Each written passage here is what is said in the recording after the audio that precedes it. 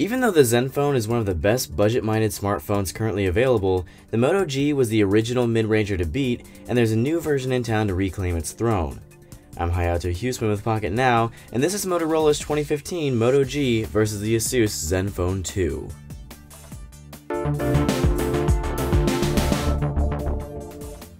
Powerful specs, great performance, and a low price tag are the name of the game here, and both phones offer tremendous value in these regards. Each phone starts at less than $200, but we've been testing the upgraded models with better specs and more internal storage.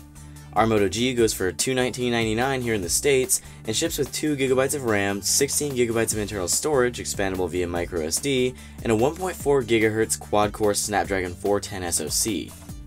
The Zenfone 2, on the other hand, will set you back a little more at $299 US, but with those three Benjamins, you're getting a whopping 4GB of RAM, an expandable 64GB of storage, and a 2.3 GHz quad-core Z3580 chipset from Intel. You get a 5-inch and a 5.5-inch display respectively, and the hardware difference continues here. The Moto G's 720p display looks fine, but the Zenfone's bump to 1080p is pretty noticeable if you sit the phones side by side. Then again, neither display looks all that great. Viewing angles are poor on both, and colors almost always look a little washed out, a sacrifice made in the name of keeping things cheap.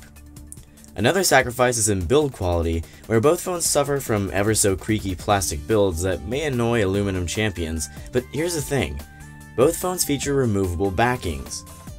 That doesn't mean you can replace your battery in either phone, but you can customize the looks of each phone through new covers.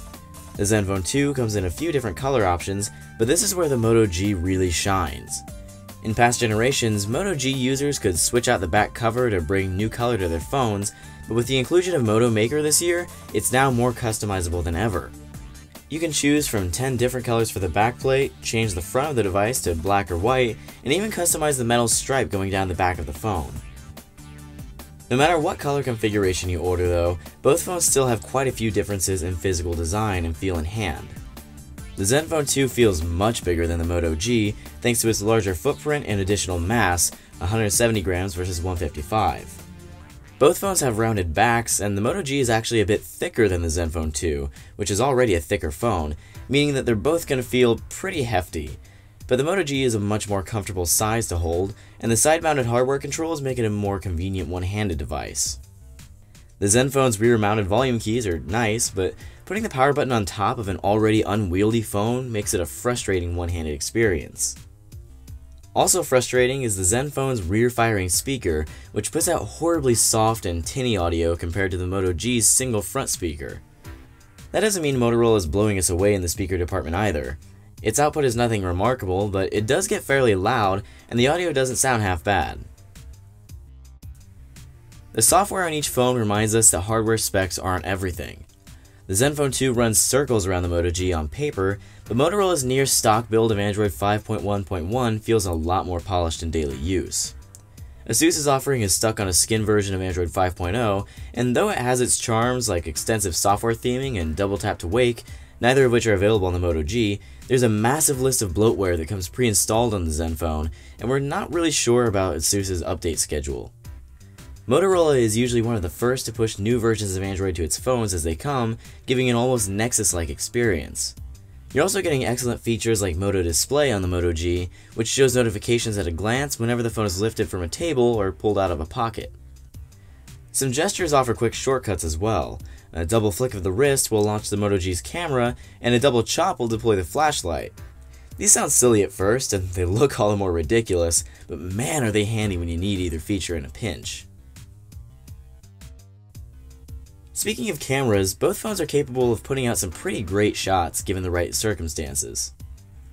The Moto G carries over the same camera sensor from Motorola's Nexus 6, and in daylight you can get some excellent shots, especially if you enable HDR mode, which makes a surprisingly big difference in dynamic range compared to most other phones. The camera takes a turn for the worse in low light, which is to be expected for a phone around this price, but it's really bad. The Moto G struggles to focus on anything in dark areas, and even if you manage to take a halfway decent photo, it'll be drowned in digital noise. On the other hand, the Zenfone 2 actually does very well in low light, with a long exposure mode that pulls in as much light as possible and really works, just so long as you hold your hand and the subject still. In brighter conditions, it's also an excellent camera, with nice vivid colors and sharp detail. You can even use the super resolution mode to gather more information into a 50 megapixel photo, though thanks to the long processing time between shots, you're probably not going to want to use this mode very often.